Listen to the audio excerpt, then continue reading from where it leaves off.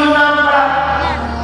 तो शास्त्रों को तो बहुत लोगों को पता है कि बद्री के पेड़ थे। हमारे ऐसी छोटी छोटी खोज कर रहे थे, हमको एक पुस्तक छोटी सी हाथ लगी और ये पुस्तक कोई विदेशी की पर हजारों बद्री के पेड़ हैं।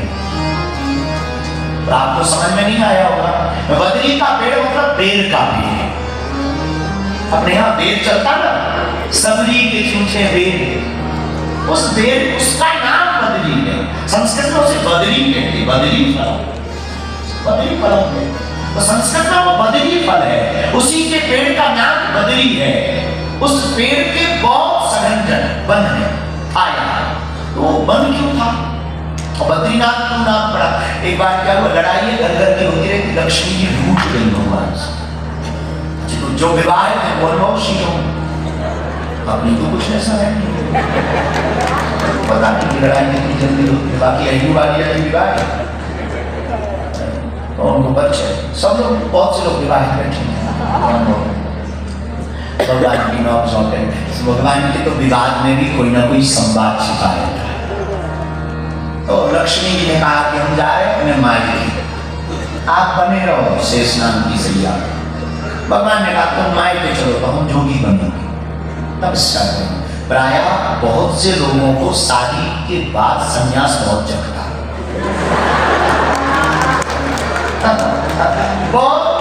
बहुत हमने वो लोगों के खोजे हैं।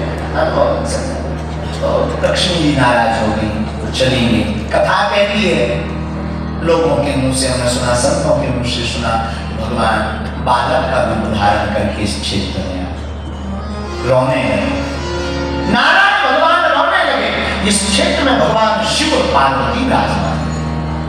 पार्वती ने बालक को रोते देखा, रो रहे थे। क्या बात, क्यों रो रहे, कौन हो तुम? वो सब बात में बताएंगे, पहले हमारी चुप कराने का उपाय पूछो।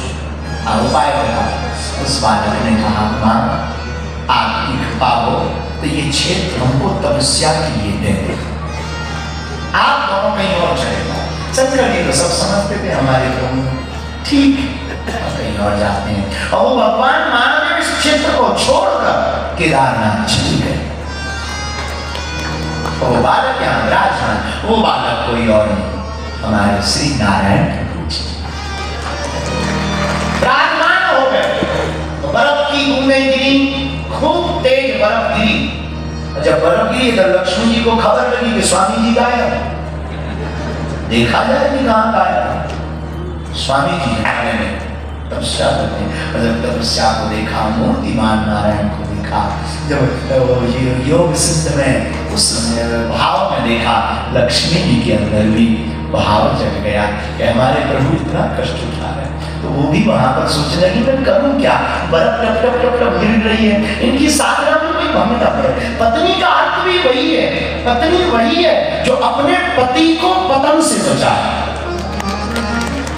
पत्नी का अर्थ है जो अपने पति को पतन से बचाए। पत्नी का भी स्वभाव था, पर धन्य मां तो मां, ये तो लीला है। मां लक्ष्मी ने सोचा करूं क्या, मन में भाव आया मैं कुछ बनकर खड़ी हो जाऊं ताकि इनके ऊपर बर्फ की बूंद न गिरे। और वो बदरी का पेड़ बनकर, बेरी का पेड़, बेर का पेड़ बनकर के वो खड़ी हो गई। बहुत वर्ष बाद भगवान की तपस्या हुई तो नेत्र खोला तो देखा, अरे देवी तुम जी महाराज आप आ गए थे, मैं भी पीछे पीछे आ गई, आपकी कष्ट को नहीं देख पाई, बहुत बर्फ की बूंदें गिर रही थी इसी जगह पर। तो भगवान ने कहा देवी हमने तो तपस्या की पर तुम्हारी भी कम तपस्या नहीं थी, जाओ आज के बाद इस तीर्थ स्थल पर हम दोनों की पूजा, हमारी पूजा तुम्हारे साथ होगी, लोग हमको बद्रीनाथ करेंगे। इसलिए हमने आते ही कथा के संकीर्तन में कहा था जो आए बद्री वो कभी न रहे। लेकिन पूज्य महाराज जी एक बात बोलते हैं, भैया जो आए बद्री वो ना आए डोली। जो बद्रीनाथ आता है वो कभी गर्भ में नहीं जाता है।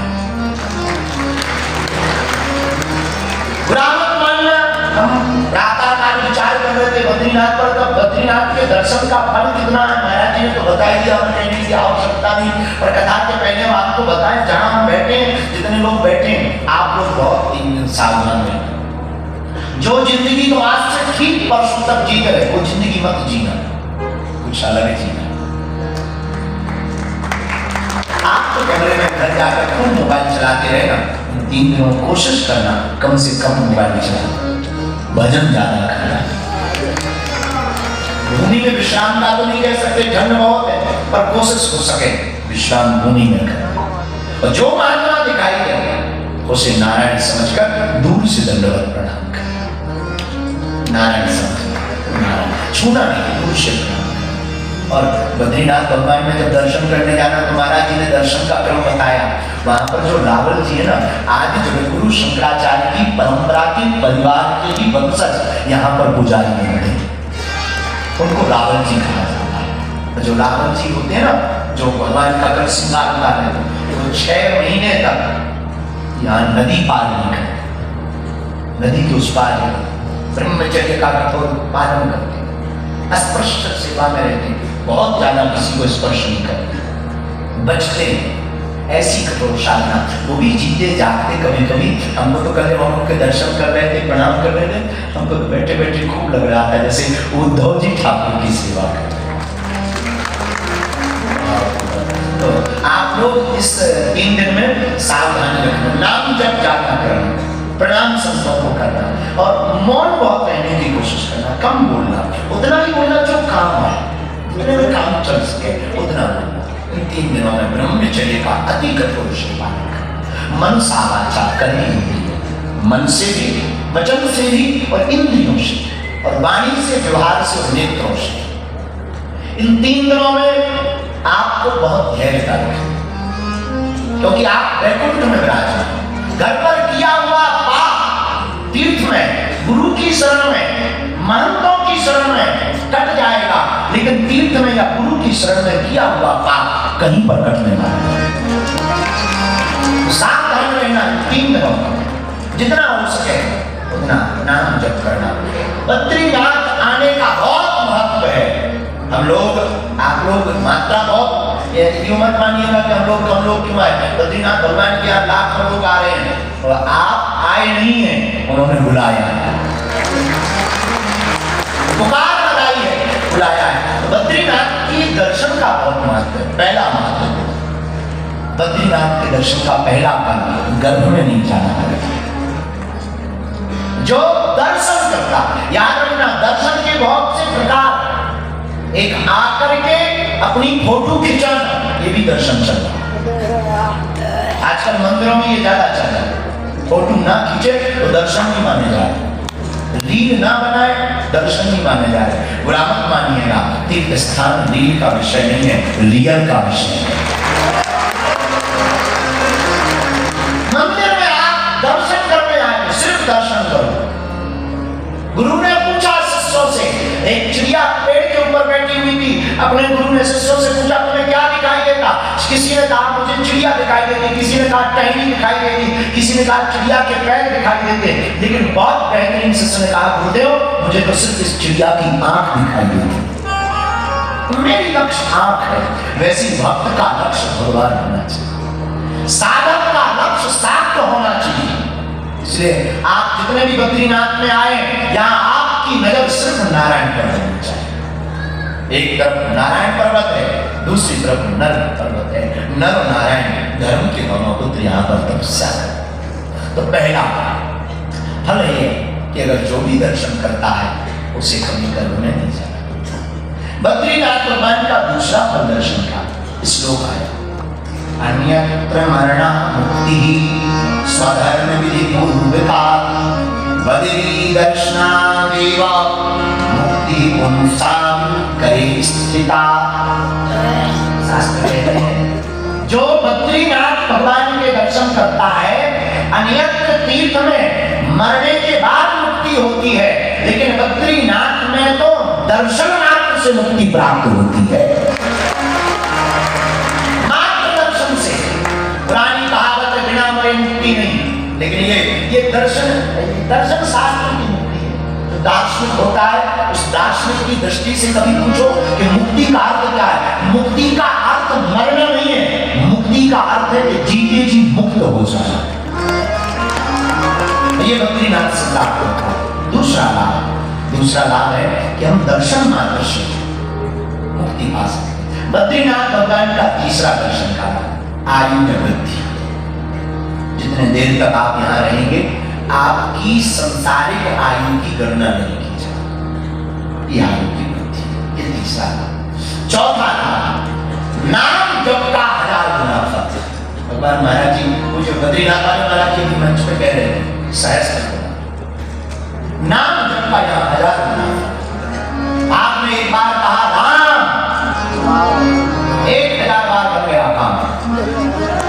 आपकी पूरी माला 1000 हो गई, 1000 मन का हो गए, 1000 मन का नाम जब आपके अकाउंट में ट्रांसफर हो चुका, मात्र एक बार कहने से यहाँ का फल है। ये कैसे बिना नर नारायण धर्म के 2 पुत्र, भगवान प्रकट भय धर्म के यहाँ पर नर नारायण के रूप में। क्यों प्रकट भय? एक राक्षस था, असुर, उसका नाम था सहस्त्रदेव। उसको 1000 कवच प्राप्त थे भगवान सूर्य की उपासना की उसने। भगवान सूर्य ने आशीर्वाद दिया, जाओ तुमको 1000 कवच प्राप्त होगा। उसका असली नाम दंभोदर था, लेकिन उसको बाद में सहस्त्रदेव के नाम से जाना, क्योंकि सहस्त्र कवच 1000 कवच। वह कवच लेकर के विचरण करता। जब 1000 कवच प्राप्त हो गए तो देवताओं को परेशान कर दिया, अभिमान आ गया। जब अभिमान आया देवों को परेशान करने लगा तो देवताओं ने भगवान की स्तुति की। शांताकारं भुजगशयनं, हे भगवान आपकी जय हो, हम बड़े झंझट में पड़े हैं। ये सहस्त्रदेव सहस्त्र कवच प्राप्त करके सहस्त्रदेव दंभोदर नाम का असुर हम लोगों को बड़ा परेशान कर रहा। भगवान ने व्योमवाणी में, आकाशवाणी में कहा, देवताओं हम नर नारायण बनकर के प्रकट होंगे पृथ्वी पर और उसके कवचों का भेदन करेंगे।